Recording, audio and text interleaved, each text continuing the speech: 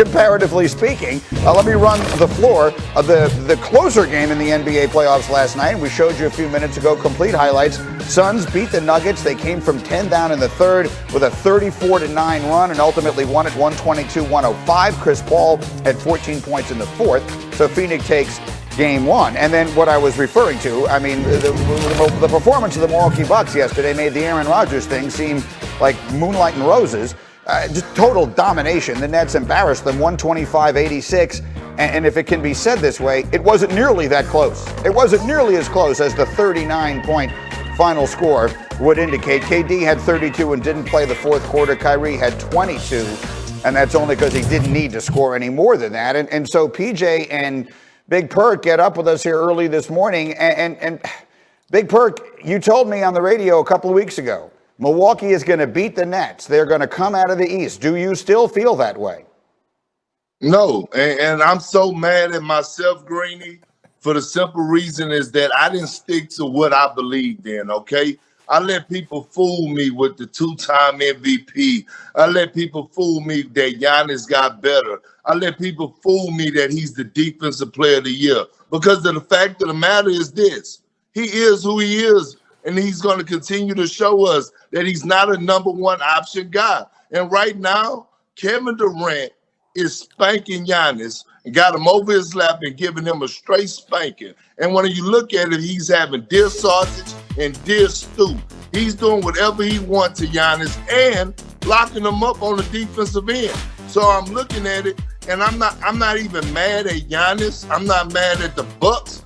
I'm mad at Big Perk for letting people trick me to picking Giannis and the Milwaukee Bucks, knowing I should know better than to go against Kevin Durant, who's, by the way, not only the best scorer the game has ever seen, he's the best player in the league right now. He certainly looks that way at this moment. And they're doing it without James Harden right now, PJ, who in theory is coming back. So I hate to ask the question this way about what we all thought might be the best series of the entire postseason, but is this already over?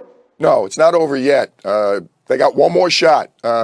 Series changed from game to game. Perk knows that better than anybody. If I'm Mike Budenholzer, deep in my heart, I don't feel good right now because they were terrible for 2 games, and they were terrible on both ends, offensively and defensively. But the series can change completely with the win in Game 3. They win Game 3, then you start talking about, hey, we're at home. 3-point shooting, the game started with Kyrie knocking down a 3. There it was right there, but the passing was great. There's KD with a beautiful pass to Brown inside going to the basket.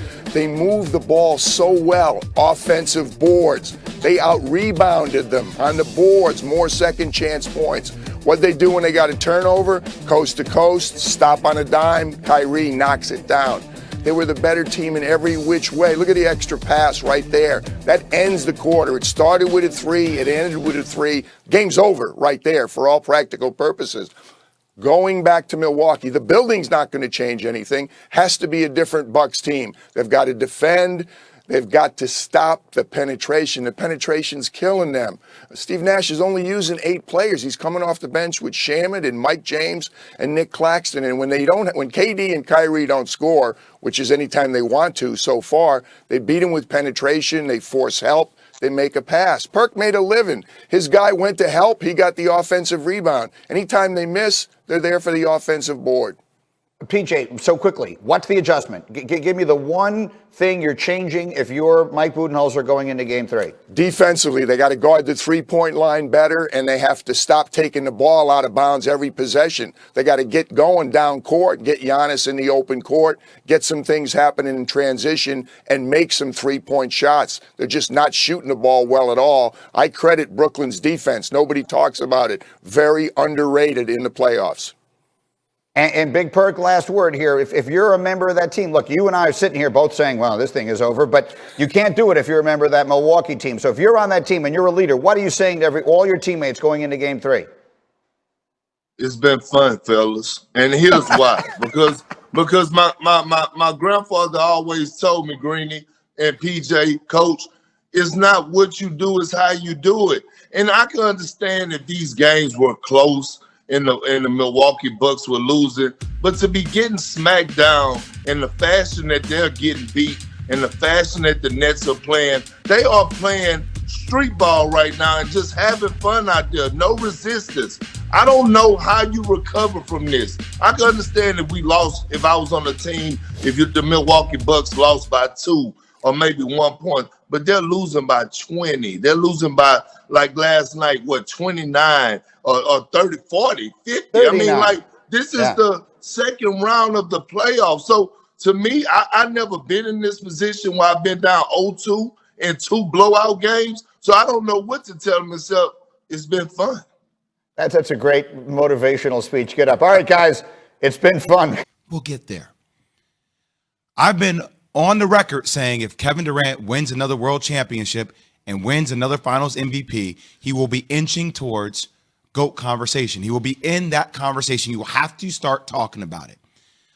Yesterday, I also said that he is the greatest scorer, offensive weapon there is in the game of basketball.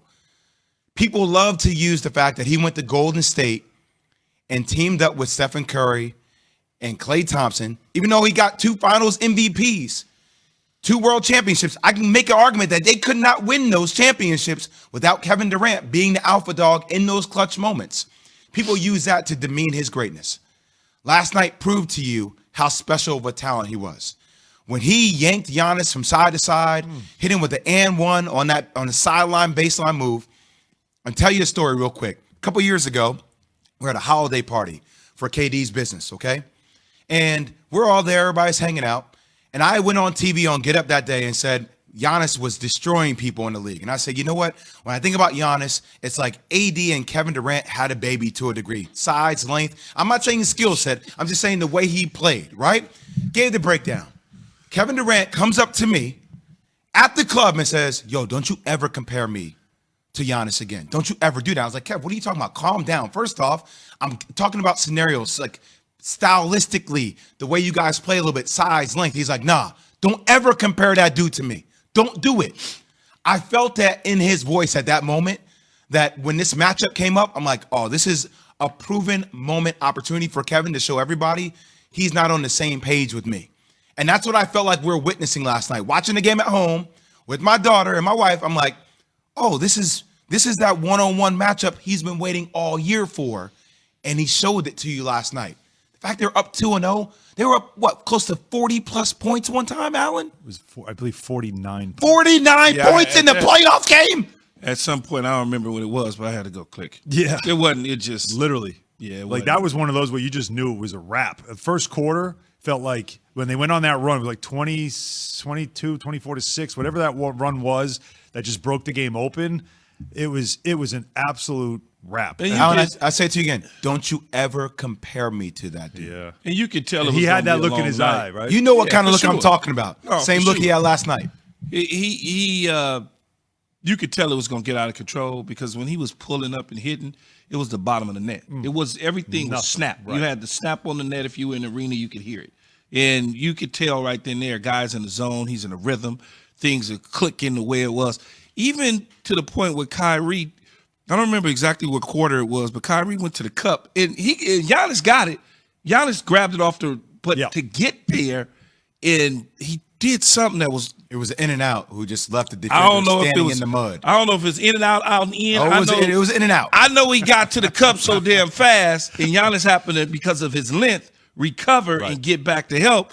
But right then and there, it's just like they ain't got no answers. They just don't. And I know a lot of people said Drew Holiday would give Kyrie some fits and teach him some things because he always plays him well. It's like, man, not right now, not today. They beat these dudes close to 40 points without James Harden. Yeah. Just let that sink in for a second. Without James Harden, who's had triple doubles this year, 30-point games, double-digit assists, who kind of is the orchestrator, the maestro of this team. He was laughing on the sidelines last night. It was just, again, it was remarkable to watch because the Bucks are a very good team. Like, it's not like this is a scrub team. It's a really good team. Regular season team. That's the criticism we gave of them.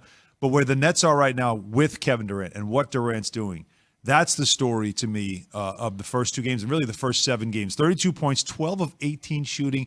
You realize he's shooting in the playoffs right now 55, 50, 91. 55 from Yeah, the that's field. Not 50, 40, from 90. three. 50, That's not 50, 90. I'm greedy. And That's not 90 enough for me. Yeah, well, of I course need not. to be 65%. Now, he's averaging 32 a game. Why does this matter? Because right before his Achilles snapped in the finals. Yes. In the playoffs that year, he was averaging 32 points a game in the playoffs. So he picked up right where he left off. And that's why, and we're almost at the, I don't know if you want to call it anniversary, but of the 2 years to the date of when that injury happened for him in the NBA Finals. And Jared Greenberg of TNT thought, it's a reasonable question to ask. 2 years later, look where you are, right back where you started. KD didn't like the question. I know you worked your butt off to get to this point, but did you ever think you'd be this good? Is that a real question? Of course. I mean, what you want me to say to that? Of course I did. It's pretty impressive what you've been able to do. Thank you. I appreciate that. But, that was 2 years ago. I'm looking forward to just getting up tomorrow and going to practice, watching film, and seeing how we can get better. But, I appreciate that. But, that was too long ago. I'll explain why that's a great question with an even better answer in a second. Kevin Durant's overnight delivery brought to you by USPS. Business is changing, and USPS is changing with it. Find out how at USPS.com/newroutes. The United States Postal Service priority you. Some people will say,